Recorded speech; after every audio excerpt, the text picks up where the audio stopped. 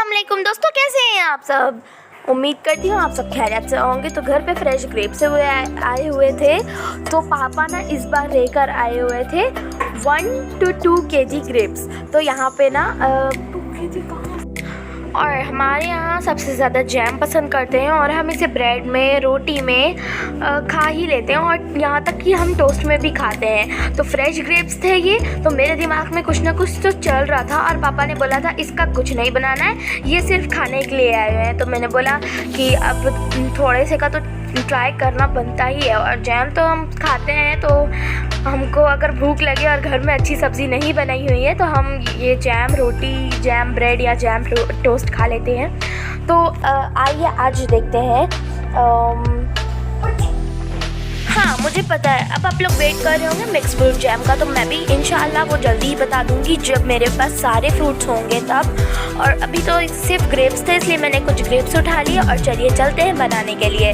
तो यहाँ पे ना आपको क्या करना है, सारे ग्रेप्स को अच्छी तरह से उनकी देखिए, मार्केट में तो वो सिर्फ ऐसे पानी उसमें डाल कर रखते हैं, तो इसे अच्छी तरह से वॉश कर लेंगे ताकि इसकी जो भी गंदगी है, मिट्टी जो धूल लगी हुई होती है वो पूरी निकल जाए। और इसमें से जो आपको ऐसे लगे कि इसमें कीड़े होंगे वो वाले ग्रेप्स आप अलग कर दीजिए। वैसे मेरे तो सारे ही ग्रेप्स अच्छे थे और यहाँ पे मैंने इसका अच्छे से एक फाइन सा पेस्ट बना लिया। और आप लोग यहाँ पे देखिए, अगर आप लोगों को लगे कि यहाँ पे कुछ ग्रेप्स आपके बच गए हैं जो ग्राइंड नहीं हुए हैं, पीसेस हैं उनके, तो आप इसे और अच्छे से ग्राइंड कर लीजिए। और इसमें आपको एक बूंद भी पानी नहीं डालना है, क्योंकि वैसे ही आपने देखा बिना पानी डाले कितना पानी छोड़ चुका है, इसीलिए आपने यहाँ पे बिल्कुल भी वाटर ऐड नहीं करना है और ये खुद ब खुद इतना सारा जूस छोड़ेगा। और अगर आप वाटर ऐड कर देंगे तो इसको कुक होने में बहुत टाइम लगेगा, यानी गैस की बर्बादी। इसीलिए अच्छा है कि आप इसमें पानी ना डालें, और इसका फ्लेवर में भी दिक्कत हो जाएगी आपको। दिक्कत तो नहीं होगी बट फ्लेवर उतना अच्छा ओरिजिनल नहीं आएगा जो बिना पानी डाले आएगा। तो यहाँ पे अच्छी तरह से मैंने इसको एक बोल में निकाल लिया है, इसे मिक्स करेंगे। साइड में नॉन स्टिक पैन या कोई भी पैन या कोई भी कढ़ाई आप गैस पे चढ़ा दीजिए, और जैसे ही वो गर्म हो जाए उसमें ये पेस्ट अच्छी तरह से डाल दीजिए। उसके बाद मैंने तो यहाँ पे तुरंत ही चीनी डाल दिया था, मगर आपने यहाँ पे तुरंत चीनी नहीं डालना है, इसको थोड़ा सा गाढ़ा होने का इसका वेट करना है, यानी इसका जितना भी वाटर है, एक्स्ट्रा वाटर, वो पूरा सूख जाए। और हल्का हल्का जब ये जेली यानी जैम के टेक्सचर में आने लग जाए तब आपने शुगर ऐड करना है, बट मैंने पहले ऐड कर दिया था।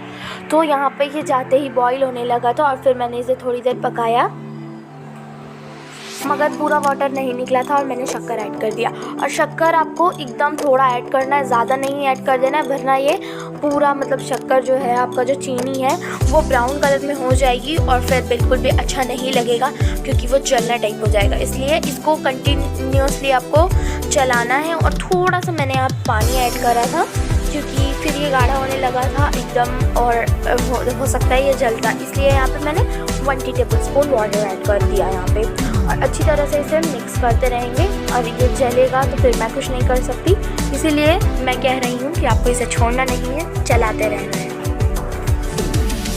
और ये रमज़ान तक भी स्टोर हो सकता है।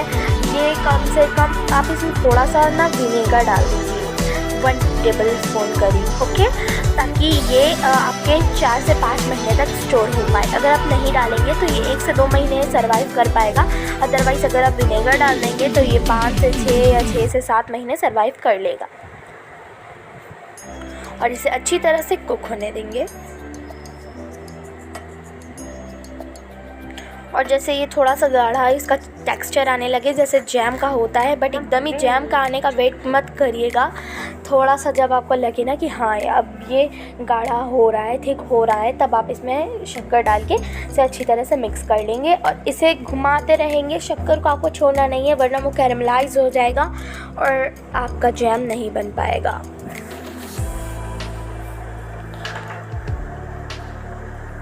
मिक्स इट वेल, और इसे स्टर करते रहेंगे, मैं बार बार बोल रही हूँ।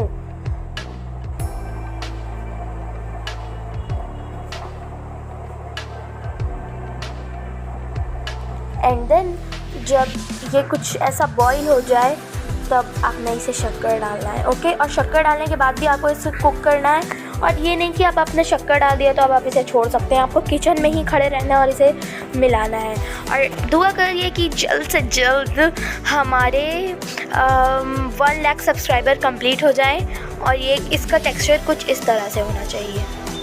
और जब आप इसे सेट कर देंगे तब ये पूरा जैम का टेक्सचर ले लेगा। ओके, तो यहाँ पे इस तरह से आप इसे डेकोरेट भी कर सकते हैं।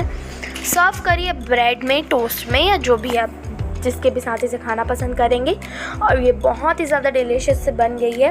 और आप जल्दी से जल्दी आप लोगों को मिक्स फ्रूट जैम की भी रेसिपी मिल जाएगी।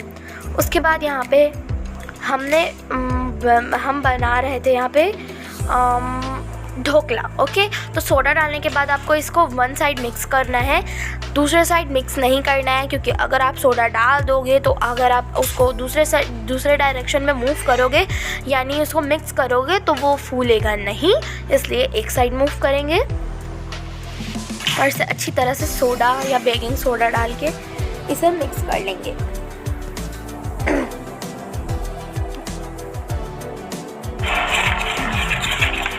और यहाँ पे अच्छी तरह से इसे मिर्ची पाउडर यानी चिली पाउडर ऐड करके इसे अच्छी तरह से मिक्स करेंगे। उसके बाद यहाँ पे मैं बना रही थी, रमज़ान की प्रिपरेशन कर रही थी, क्योंकि कुछ ही दिन बचे हैं अभी रमज़ान में। आज तो पहला रमज़ान है, मगर जब मैं ये क्राफ्ट बना रही थी तब कुछ दिन बचे थे, तो अभी तो मैं फ्री नहीं थी इसलिए मैं नहीं डाल पाई। और यहाँ पे आपको, अगर आपके पास मतलब आपको लर्न नहीं होता है और आपकी पढ़ाई अगर एकदम टफ़ है ना, तो आप इसका एक जूस बना के भी पी सकते हैं। आप अपने सारे सब्जेक्ट का एक एक पेज डालिए और पूरा पी जाइए, आपको सारे सब्जेक्ट याद हो जाएंगे। मजाक कर रही हूँ। ये अब जितने भी वेस्टेज पेज हैं जिसमें आप लिख चुके हैं और अब उनका कोई काम नहीं, तो आप उससे एक न्यू ऐसा पेज बना सकते हैं। तो मैंने इसी तरह से बनाया। मैंने ऐसे एक चाय छन्नी जैसा था, मतलब चाय छन्नी जैसा छन्नी था, एक समझ लो, सर्कल शेप का मेरे पास, तो मैंने उसमें सेट करके लगा दिया। उसके बाद ये पापा लेकर आए हुए थे गिफ्ट, और यहाँ पे हम बना रहे थे समोसा पट्टी, मगर जो आपको इंटरनेट पे दिखाता है वो सच नहीं होता। और मैं आप लोगों का पैसे बचाने के लिए बता रही थी ट्राई करके। और यहाँ पे इसका मस्त सॉफ्ट सा डो बना के तैयार करना है। उसके बाद जैसा जैसा मैं प्रोसेस बताऊँगी वैसा वैसा करना है। और इतना बड़ा कप मैंने यूज़ करा है, और ये कप मैं लेकर आई थी क्योंकि मेरे पापा ने मुझे गिफ्ट करा था। ओके, और मेरी चॉइस से मुझे दिलाया था। और ये थोड़ा बड़ा कप है, इसलिए आप ये मेज़रमेंट लो। और ये नहीं बनता है, और अगर आप बना रहे हो और मेरा फेवरेट पार्ट, इसको घूसा मारना। और घूसा मारने के बाद ऑयल आपने इसके ऊपर लगाना है, फिर थोड़ा सा पाउडर स्प्रिंकल करना है। उसके बाद इसे अच्छी तरह से बेल लेना है, फिर वही तमाशा करना है। और आपने नहीं करना है, क्योंकि मैंने आपको ट्राई करके बताया और मैं आपका पैसा बचा रही हूँ। तो आपने इसको इतना बड़ा बेलना है, और इस तरह से आपने इसके ऊपर हाफ़ टी टेबल स्पून या जितना भी आपकी मर्ज़ी उतना तेल लगाइए, थोड़ा सा पाउडर स्प्रिंकल करिए यानी मैदा। उसके बाद साइड में लगाते जाइए इसे।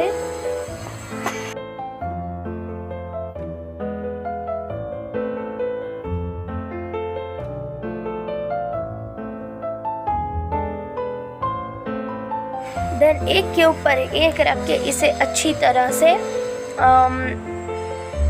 कूटेंगे फिर से। जो आप और मेरा दोनों का फेवरेट पार्ट है, आपका पता नहीं मगर मेरा फेवरेट पार्ट है इसको घुसा मारना, क्योंकि मेरे भाई का गुस्सा मैं इस पे निकाल रही थी। और यहाँ पे अच्छी तरह से इसे घुसा मार के नीचे पाउडर स्प्रिंकल करके और अच्छी तरह से इसे बेल लेंगे। और ऐसा आपने नहीं करना है, इसलिए ये रेसिपी तो फेल है, इसलिए मैं बोलूँगी तो ये ट्राई मत करो।